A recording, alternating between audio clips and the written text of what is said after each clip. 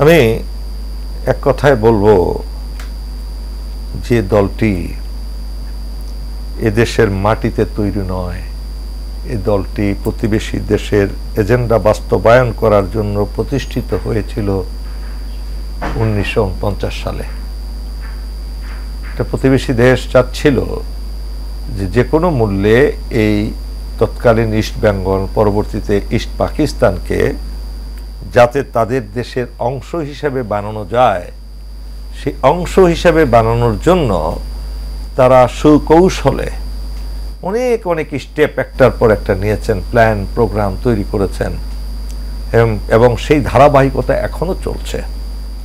আর সেই প্ল্যান প্রোগ্রামের অন্যতম কারিগর, অন্যতম আউটপুট হলো আওয়ামী লীগ এবং এর যত অঙ্গ সংগঠন আছে।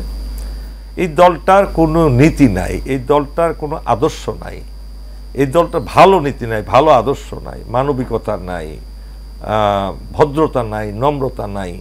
এই দলটা হলো খাও দাও, মারো, কাটো, দেশ ধ্বংস করে দাও।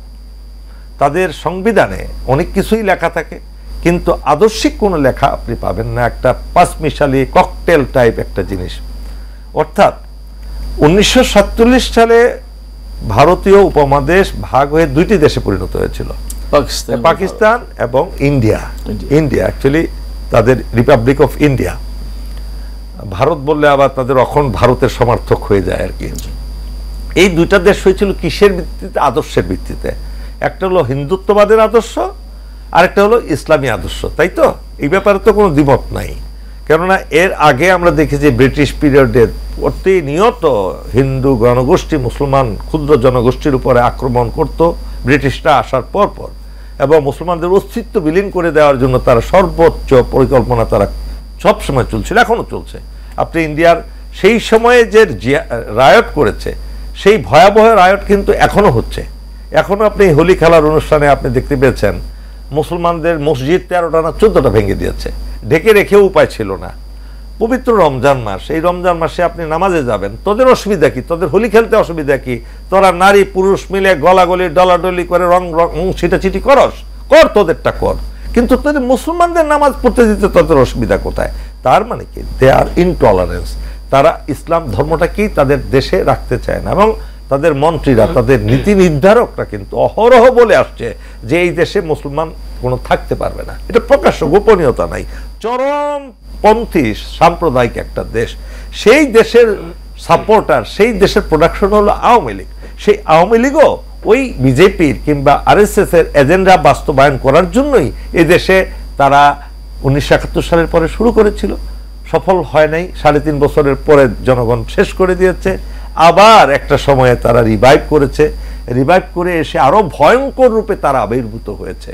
সেই ভয়ঙ্করের রূপ আপনিও দেখেছেন, আমিও দেখেছি, আমাদের সহ আলোকও দেখেছে, সবাই দেখেছে। এই দেশের তারা শুধু মাটি চায়, এই দেশের মানুষ চায় না। এই দেশের মাটিটা থাকলে কেন জানেন?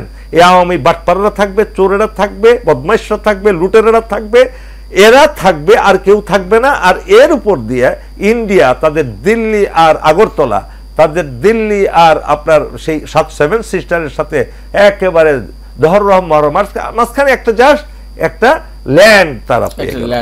সেই পরিকল্পনা বাস্তবায়ন আল্লাহ করতে দেয় নাই, আল্লাহ করতে দেয় নাই, আল্লাহ রাব্বুল আলামিন করতে দেয় নাই। কেন? সবকিছুর একটা সীমা পরিসীমা আছে। আল্লাহ বলেছেন তোমরা সীমা লঙ্ঘন করিও না। আল্লাহ সীমা লঙ্ঘনকারীকে পছন্দ করেন না, তাদেরকে ধ্বংস করে দেন। যে কোনো মানুষ, যে কোনো সংস্থা যদি সীমা লঙ্ঘন করে, দেখবেন যে একসময় ধ্বংস হয়ে যাবে। আল্লাহর প্রতিশ্রুতি তো সত্য।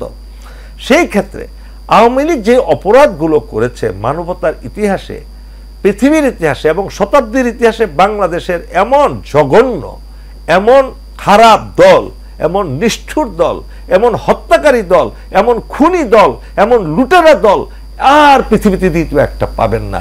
যেই দলের টপ টু বটম শুধু মিথ্যা কথা বলে, যে দলের টপ টু বটম মানুষ হত্যা করার জন্য প্রস্তুত থাকে, যে দলের টপ টু বটম মানুষকে অসভ্য ভাষায় গালিগালাজ করতে পারে, যে দলের টপ টু বটম নারী নির্যাতনের জন্য, নারীদের শ্লীলতাহানির জন্য 24 ঘন্টা প্রস্তুত থাকে, অর্থাৎ নারীদেরকে বলে তাদের সম্পদ আর কি, নিজস্ব ব্যবহারের সম্পদ। আবার সেই দলের নারীরাও একইভাবে প্রস্টিটিউটের মতো তাদের নেতাদের সাথে ব্যবহৃত হয়। আমি কিন্তু রোজার দিনে কথাগুলো বলছি, আপনিও জানেন, আমিও জানি, এবং আমার সহআলোচকরা জানে, এই ব্যাপারে কারো দ্বিমত নাই।